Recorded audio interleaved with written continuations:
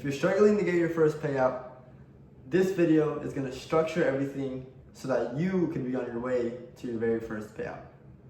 Make sure you have a proven model that works, that you've tested, that you've back tested in the charts, and you could test over months and months and months, and it statistically shows you that this model works. This model will hit your take profits. Have a model that is proven by other traders or just yourself. Maybe make your own model and stick to it and use that model for your eval, for your funded, for like the rest of your trading career, if that's what you like, if that's the model that you like. Personally, for me, I trade high win rate, low RR. I know there's some people that trade low win rate, high RR, and I personally think that that's the hardest on people, because people don't like to lose, right? Especially the trading game, you know, it's literally buyers versus sellers, and one of them has to win. That's literally that's what the whole market revolves around, is who's gonna win and who's gonna lose. That's why I like going for higher win rate trades than higher RRs. And it just helps me better on my psychology. And I think a lot of traders relate that they'll rather prefer a higher win rate than a higher RR. But again, that's just personal. I also know some traders that do amazing with low win rate and high RR. So now that you have your proven strategy for evals, once you know that your strategy works, that you've statistically back tested it and the stats make sense, and that model hits take profits, I like to not full port evals, but risk heavy on evals, because evals, especially if you're profitable, bro, they're a waste of time. You're not making money on evals. You're just wasting time, bro. I remember when I was unprofitable, I would spend so much time on evals, and it sucks because it's not real money, bro. It's not real money. Now, if you're completely new to trading, like if you're a complete beginner, then that's fine. But if you already know what you're doing and you know you can get to that next level, you know you could be trading on express accounts or actual funded accounts, don't waste your time on evals, bro. Don't. They're a waste of time. You're literally just playing with fake money, bro. It's not real. Like, you don't get to keep that money. It's just simulated. Same as the fundeds. The fundeds are simulated, but at least you get to keep that money, right? You get to pay yourself out with that money. Evals, you don't. So how I trade evals, on a 50K with 2K drawdown, 750, 750, 500. So I get 3 tries. I try to go for 2 to 1s on all of my trades for evals. I will go 2 to 1. If I need to go break even at like a 1 to 1, or if there's like a swing high or swing low, whatever, then I'll do that. I'll go break even.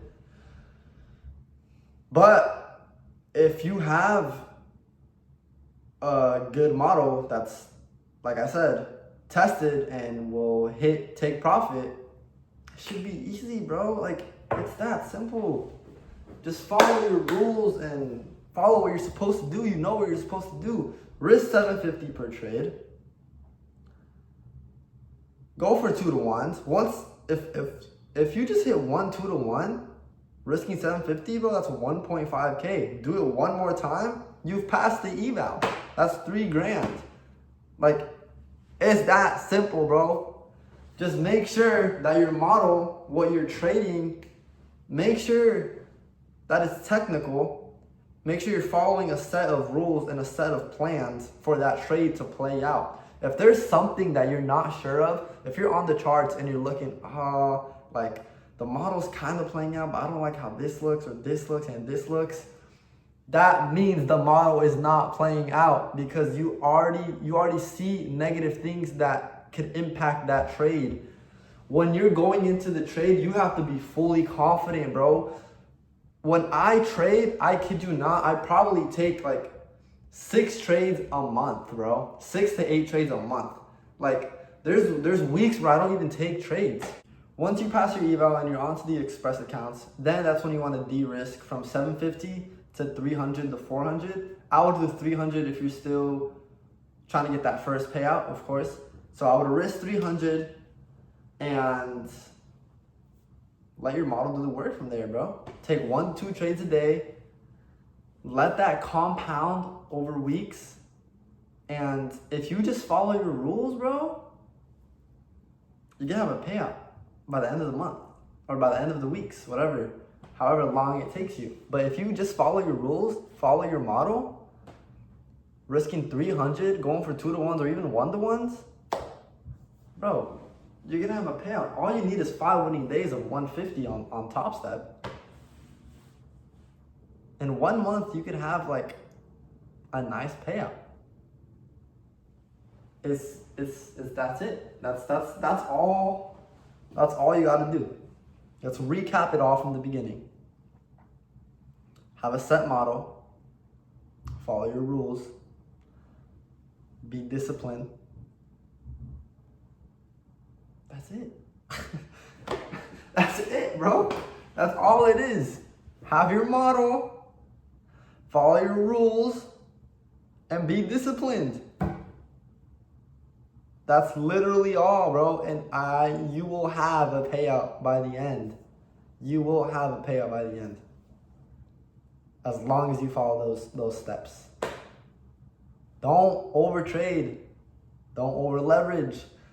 You know what messes people up a lot, and it messed me up a lot, is going into trades, and once you get a little bit of profit in that trade, you double down, you add size to that position, and now your entry is like all messed up, and now your stop is all messed up. And once you go in a little bit of drawdown with your new entry, and now that it's heavier risk, you start to get emotional, and that's when it just starts messing you up, bro. Enter a trade with the correct amount of size you're supposed to enter, risking 300 on an express account or on a funded account, risking 750 on an eval account. That's it. Let those trades play out. Win or loss or break even. If that was your model for the day, let it go. Get off the charts, go for a walk, go to the gym, live your life. Come back the next morning. If your model presents itself again, take it. If not, same thing. Go out, go to the gym, live your life, and keep repeating that process every single day. By the end of the month, you will have a payout.